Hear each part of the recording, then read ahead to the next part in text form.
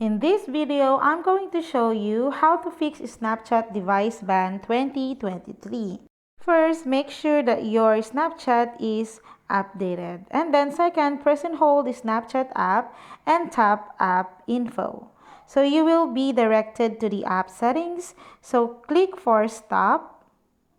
And then under storage and cache, you just have to delete the cache and delete the storage.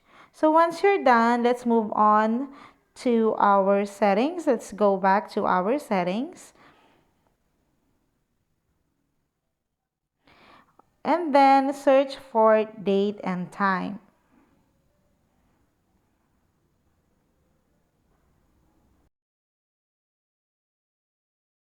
So just disable the network provided time and then the network provided time zone.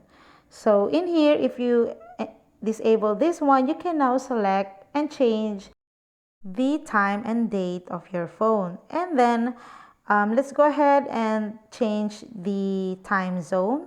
So just go ahead and click different or random countries in here.